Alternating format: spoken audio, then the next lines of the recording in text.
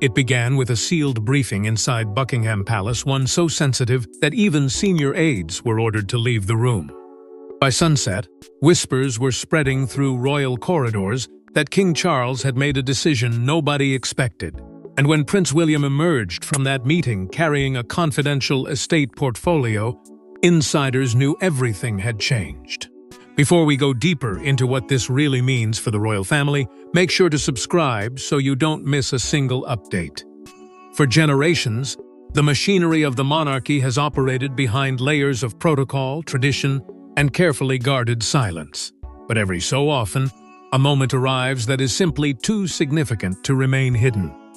According to growing whispers inside royal circles, this was one of those moments. Early that morning, King Charles reportedly summoned a highly confidential gathering involving Prince William, trusted legal advisors, and several senior estate officials whose responsibilities touched the very heart of royal wealth and authority. The purpose of the meeting was never publicly announced. No official statement was issued. Yet the unusual secrecy surrounding the gathering immediately raised eyebrows among those familiar with palace operations. What made the situation even more intriguing was not who attended, but who allegedly did not. As discussions unfolded behind closed doors, reports began circulating that Queen Camilla was absent from key conversations regarding the future management of royal estates. For many observers, that detail seemed impossible to ignore. The royal household had spent years projecting unity and stability, yet this meeting appeared to signal that something fundamental was shifting beneath the surface. As the hours passed, palace staff reportedly noticed subtle but unmistakable changes. Certain files were transferred between departments. Estate advisors who normally answered through established channels were suddenly working under new instructions. Conversations stopped when unfamiliar faces entered the room. Even veteran employees who had witnessed decades of royal transitions sensed an atmosphere unlike anything they had experienced before. It was not panic, it was anticipation. The feeling that a major decision had already been made and that everyone else was simply waiting for the official consequences to arrive. At the center of it all stood Prince William. Long regarded as the future of the monarchy, he now appeared to be stepping into a role far greater than many had expected at this stage. Sources close to royal administration began quietly suggesting that discussions were focused on estate authority itself, the complex network of properties, responsibilities, and financial structures that support the institution, the crown. If true, the implications would be enormous. Such authority represents far more than land or wealth. It represents influence, legacy, and the ability to shape the monarchy's future for generations. By evening, rumors were spreading faster than palace officials could contain them. Some believed a historic transfer was already underway. Others suspected that King Charles, facing mounting pressures and growing concerns about the future, had chosen to accelerate plans that were originally expected to unfold years from now. Whatever the truth, was becoming increasingly clear. The meeting had not been routine, and its consequences were only beginning to emerge. But this wasn't simply an administrative adjustment, it was the beginning of a royal earthquake that would reshape the future of the monarchy. Behind palace gates lies a vast empire of estates, trusts, and historic properties worth unimaginable sums. For decades, these assets represented influence, power, and security. Yet few realized that the fate of this royal fortune would soon become the center of a bitter and deeply personal struggle. The whispers that emerged after the secret palace meeting refused to fade. Instead, they grew louder with every passing day, pulling attention toward a part of royal life that most people rarely think about, but that has always stood at the heart of the monarchy's power. Beyond the ceremonies, titles, and public appearances exists a vast network of estates, historic properties, financial trusts, and centuries-old holdings that form the foundation of the royal institution. These assets are more than valuable possessions. They are symbols of continuity, responsibility, and authority passed from one generation to the next. For decades, they have provided stability during times of crisis and served as the invisible framework supporting the crown itself. What made the situation especially significant was the historical weight attached to these properties. Each estate carried its own story, its own connection to generations of monarchs who viewed themselves not as owners, but as temporary guardians entrusted with preserving something larger than themselves. These holdings survived wars, political upheavals, scandals, and family divisions. They represented permanence in a world constantly changing. That is why any discussion about who controlled them was never simply about wealth. It was about influence. It was about legacy. Most importantly, it was about who would ultimately guide the future direction of the monarchy. For years, Prince William had gradually been prepared for that responsibility.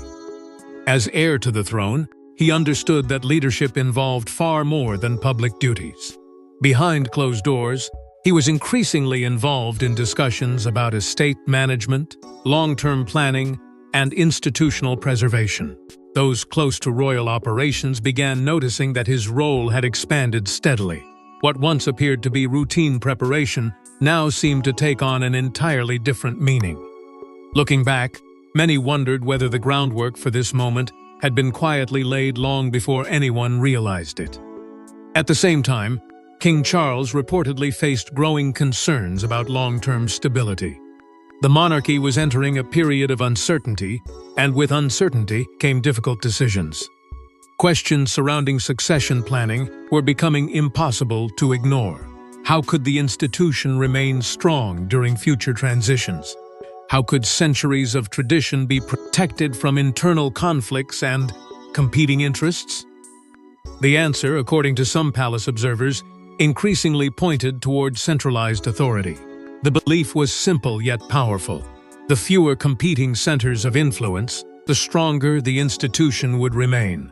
That philosophy appeared to be shaping conversations at the highest levels.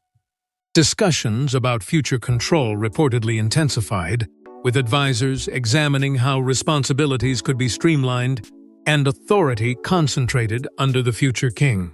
What had once been theoretical planning was beginning to look remarkably practical. Suddenly, the secret meeting from days earlier seemed less mysterious and more purposeful. Every rumor, every unusual decision, every silent adjustment pointed toward a larger strategy taking shape behind palace walls. And as more pieces of the puzzle fell into place, one reality became increasingly difficult to ignore. If authority was truly being consolidated around Prince William, then someone else's influence was inevitably shrinking. The question was no longer whether power was changing hands. The question was who would pay the highest price for that transformation. As the stakes became clearer, attention turned toward the person who stood to lose the most. Those closest to the palace say the atmosphere changed almost overnight. Meetings became shorter, invitations became selective, and as more decisions bypassed familiar channels, speculation intensified that Queen Camilla was witnessing her influence quietly slipping away. The rumors that had once seemed distant and uncertain were now becoming impossible to ignore. Across royal circles, conversations increasingly centered on a single question. If Prince William was gaining authority, what did that mean for everyone else? More specifically, what did it mean for Queen Camilla? The answer was not immediately clear, but those watching events unfold behind palace walls sensed a dramatic shift in momentum. What had started as quiet speculation was evolving into something far more serious. The balance of influence that had existed for years appeared to be changing, and the signs were becoming visible to anyone paying close attention. Reports of growing tension began surfacing from multiple directions. Long-standing routines suddenly seemed different.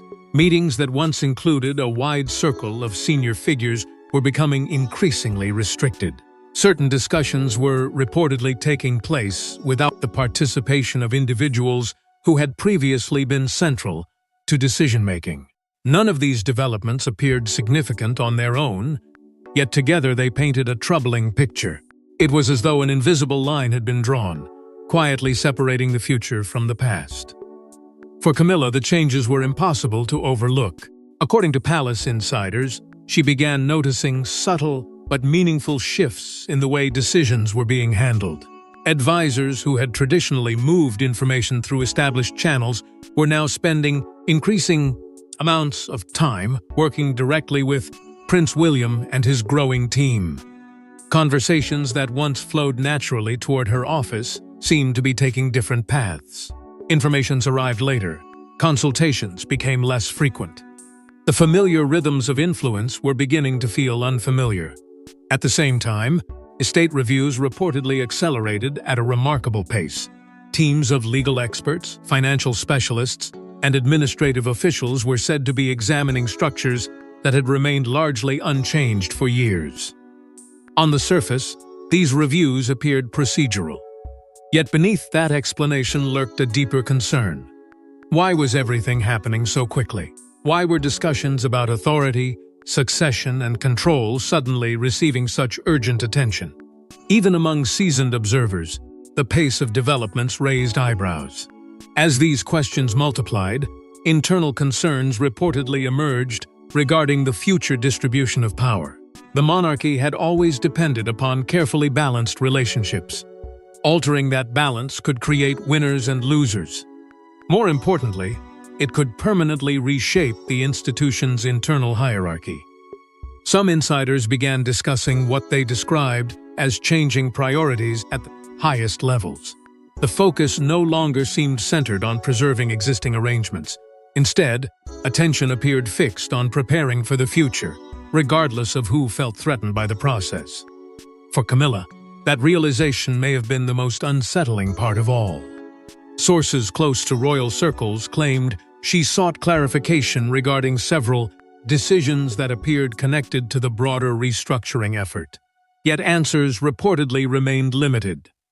The silence itself became revealing. In an environment where information was power, uncertainty could be just as devastating as an outright decision. Every unanswered question seemed to reinforce the growing belief that events were moving forward according to a plan already set in motion. The emotional weight of that possibility began casting a shadow over everything. The same institution that had once elevated individuals could also move beyond them. The same system that rewarded loyalty and patience could suddenly prioritize continuity above personal influence. And as discussions intensified behind closed doors, one undeniable reality started emerging from the confusion. The future was arriving faster than anyone expected, and not everyone would have a place in it. Then came the moment that transformed private concerns into undeniable reality. The announcement stunned even veteran royal observers. What many believed would take years happened in a matter of days. King Charles reportedly authorized a sweeping transfer of estate authority to Prince William, placing unprecedented responsibility into the hands of the future king. For weeks, rumors had drifted through royal circles like unanswered questions. Advisors spoke carefully. Officials avoided specifics. Even those accustomed to the palace's culture of secrecy sensed that something extraordinary was approaching. Then, almost without warning, the uncertainty ended. What had existed only as speculation suddenly became the defining story inside the monarchy. The framework for a major transfer of authority was reportedly introduced, and with it came a dramatic shift in the balance of power that few had expected to witness so soon. The significance of the move was impossible to overstate. For generations, the management of royal estates had represented one of the most important responsibilities within the institution. These were not merely holdings on paper. They formed the backbone of royal influence, providing continuity across decades of change and uncertainty. Now, according to palace insiders, a substantial portion of that responsibility was being placed directly into Prince William's hands. The future king was no longer simply preparing for leadership. He was beginning to exercise it. Almost immediately, legal and financial teams were reportedly activated to oversee the transition. Administrative departments that had spent years operating under established structures suddenly found themselves adjusting to new reporting arrangements. Meetings multiplied, reviews intensified, briefings were delivered behind closed doors. The machinery of the institution appeared to be moving at a pace rarely seen within such a tradition-bound environment. What had once seemed distant and theoretical was becoming operational reality. Royal officials were allegedly informed of the changes through a series of carefully managed communications. Some were surprised by the speed. Others viewed the move as inevitable. Yet, regardless of their personal opinions, one fact remained undeniable. The transfer marked a historic moment. It signaled a level of trust in William that extended far beyond symbolic preparation. The heir to the throne was being positioned not only as a future monarch, but as an active steward of the institution's most valuable responsibilities. Behind the decision, many observers saw the influence of King Charles's long-term concerns. Throughout his reign, he had spoken repeatedly about stability, continuity, and the need to protect the monarchy's future. Those themes now appeared woven directly into this extraordinary development. According to sources familiar with palace thinking, the transfer was framed not as a redistribution of power, but as a safeguard against uncertainty. The message was clear. The institution had to be prepared for whatever challenges lay ahead. That explanation did little to slow the growing wave of public speculation. If anything, it intensified it. Commentators, insiders, and royal watchers began asking increasingly pointed questions. Why now? Why move so decisively after years of gradual preparation? What conversations had taken place behind closed doors to bring about such a dramatic outcome? Every answer seemed to generate even more questions. Every new detail fueled fresh debate. Meanwhile, Prince William's position continued to strengthen. The responsibilities placed before him were enormous, but so too were the opportunities. With authority came influence. With influence came visibility. And with visibility came a future that seemed closer than ever before. To supporters, it looked like a carefully planned evolution. To critics, it felt like a sudden acceleration. Either way, the consequences would be impossible to reverse. Yet, while William's authority expanded, another chapter was quietly coming to a painful end. For years, many assumed Queen Camilla would retain considerable influence over royal affairs. But as details emerged, those assumptions began to collapse. The new arrangement appeared to leave virtually no meaningful estate authority in her hands, creating one of the most dramatic shifts of the modern royal era. The implications of the transfer did not become fully clear all at once. At first, attention remained focused on Prince William's expanding responsibilities and King Charles's decision to accelerate the process. But as palace insiders began piecing together the details, a second story started emerging from the shadows. It was a story not about rising influence, but about fading influence. Not about gaining authority, but about losing it. And at the center of that story stood Queen Camilla. For years, many royal observers believed her position within the institution had become secure. She had weathered public scrutiny, navigated difficult transitions, and gradually established herself within the modern monarchy. Whether admired or criticized, few doubted that she possessed significant influence behind palace walls. That assumption now appeared to be facing its greatest challenge. As more information circulated regarding the restructuring of estate authority, it became increasingly apparent that the new framework left little room for alternative centers of power. The concentration of authority around Prince William changed everything. Responsibilities that once involved multiple layers of consultation now seemed to flow toward a single destination. Decision-making structures were reportedly becoming more streamlined. Oversight was increasingly centralized. What had once been viewed as shared influence now appeared to be evolving into something far more focused. For supporters of the transition, it represented stability. For others, it raised difficult questions about who was being left behind.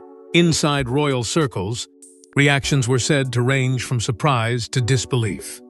Some insiders reportedly struggled to reconcile the scale of the changes with the expectations they had carried for years. Others viewed the development as evidence that a long-term strategy had finally reached its decisive phase. Regardless of perspective, there was little disagreement on one point. The shift was historic. The assumptions that had guided conversations about the monarchy's future were being rewritten in real time. Outside palace walls, debate intensified almost immediately. Commentators, analysts, and royal watchers began dissecting every available detail. Some argued that the move reflected practical succession planning. Others interpreted it as a deliberate effort to redefine the internal balance of power. Questions multiplied across every discussion. What role would Camilla play moving forward? Would her voice continue carrying the same weight in important decisions? Had this transition been planned for years, or had circumstances accelerated it unexpectedly? The lack of clear answers only fueled the growing fascination. For Camilla, the challenge extended beyond authority itself. Influence within royal life has never been measured solely through titles or formal responsibilities. It is often reflected through access, consultation, and participation in key decisions. If those dynamics were changing, then the consequences could extend far beyond administrative structures. They could reshape relationships, expectations, and perceptions throughout the institution. Royal observers increasingly described the moment as a turning point, not because one individual was rising while another was falling, but because the monarchy itself appeared to be entering a new chapter. The old assumptions were giving way to new realities. The future was no longer being discussed as a distant possibility. It was arriving in the present, carrying consequences that would be felt for years to come.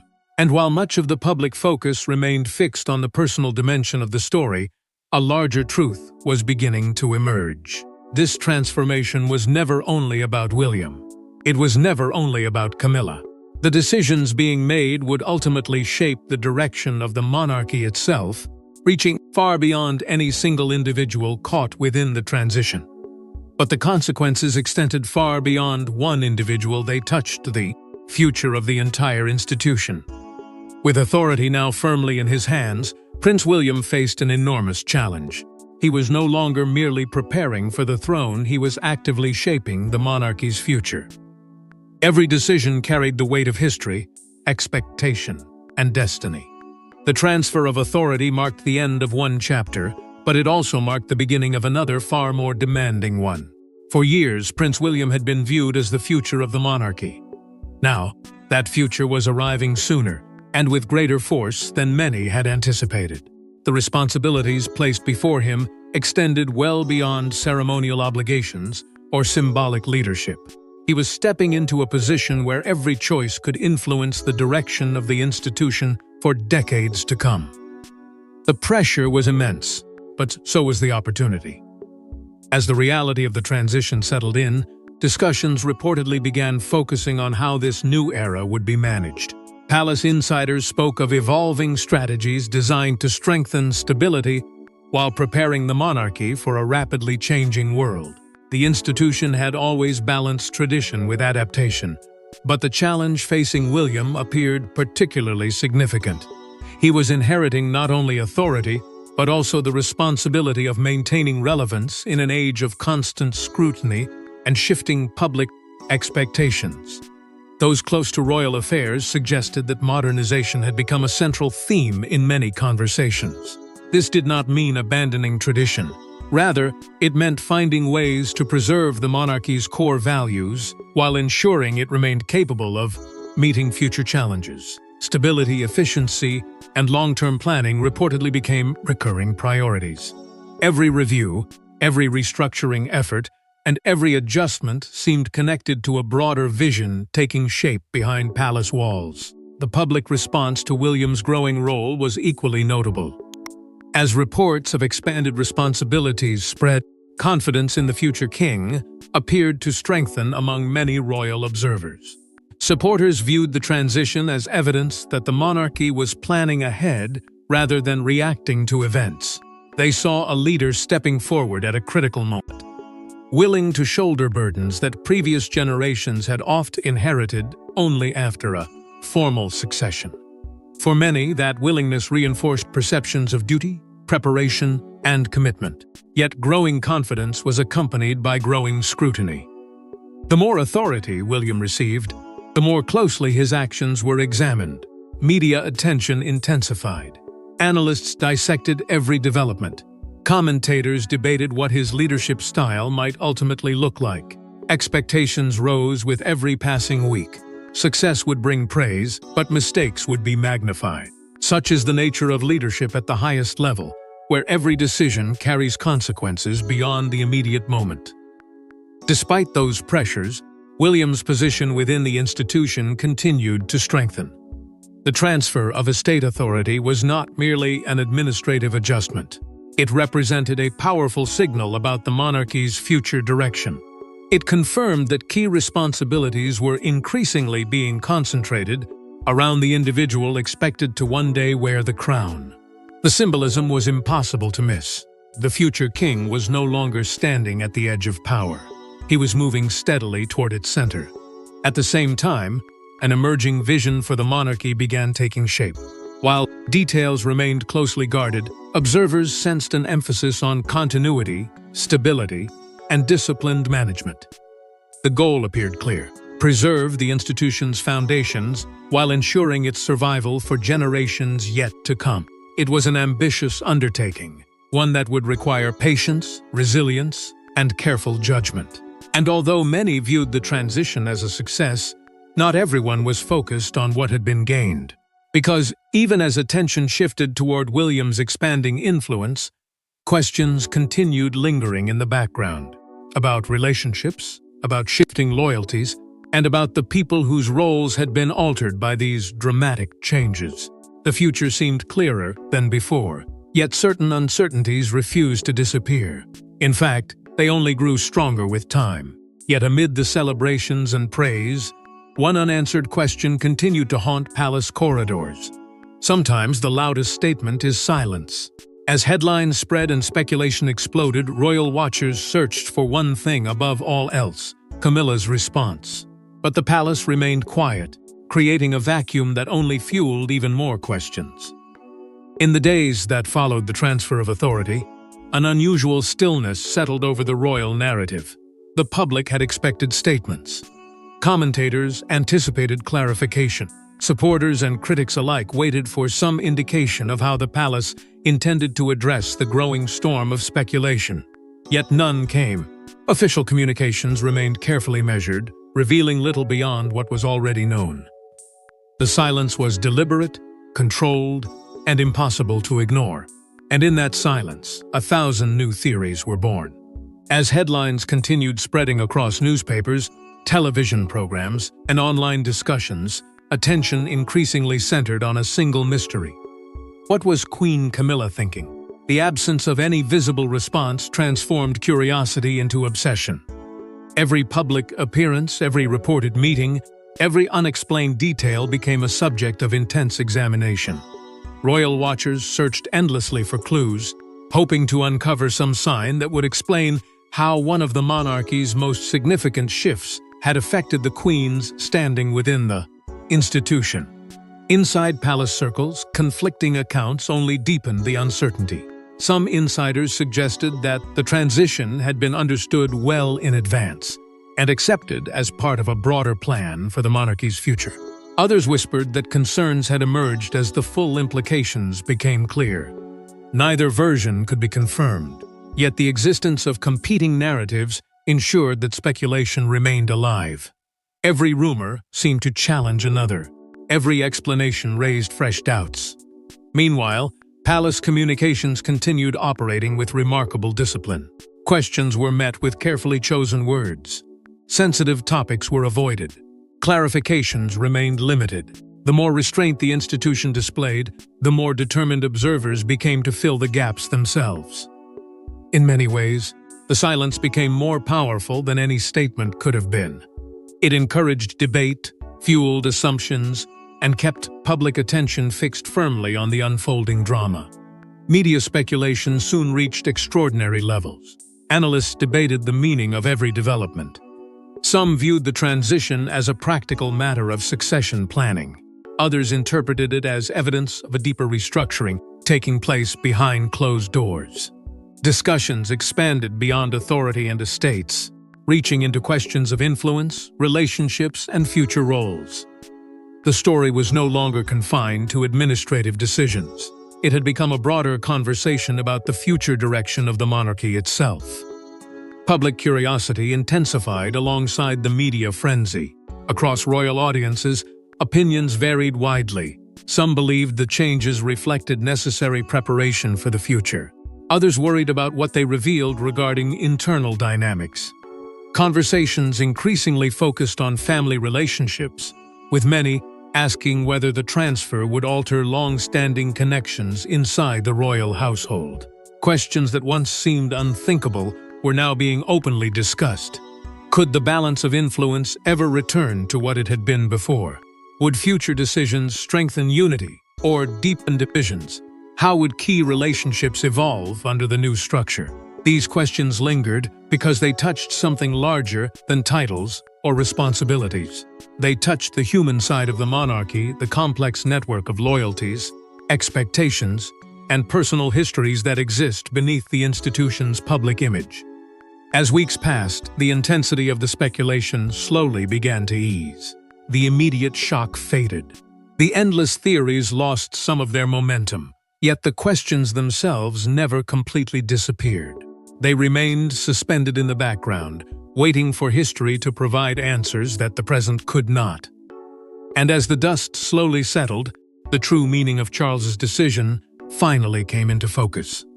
History may remember this not as a transfer of paperwork, but as a transfer of destiny. In one decisive move, King Charles appeared to define the future of the monarchy, elevate his heir, and close a chapter that had shaped the palace for years. As the speculation gradually faded and the noise surrounding the transition began to settle, a clearer picture started to emerge.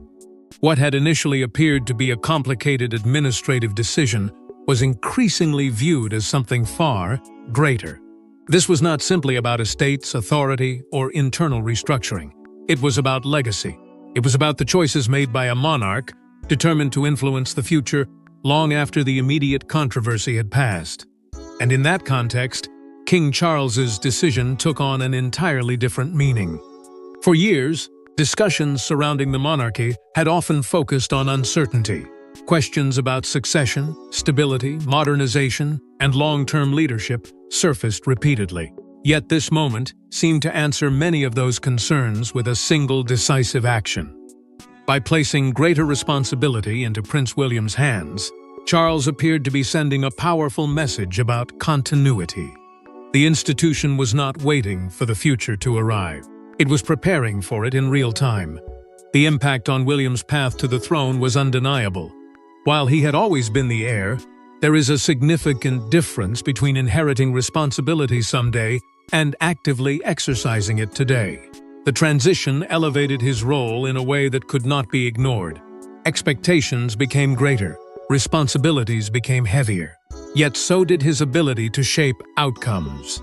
More than ever before, the future of the monarchy seemed connected to the choices he would make in the years ahead. At the same time, the decision carried another meaning, one rooted in symbolism rather than administration. It represented the closing of an era. Institutions often evolve gradually, making change difficult to recognize until much later. This transition felt different. It was visible. It was dramatic. It forced observers to acknowledge that the balance of power inside the royal household was changing before their eyes.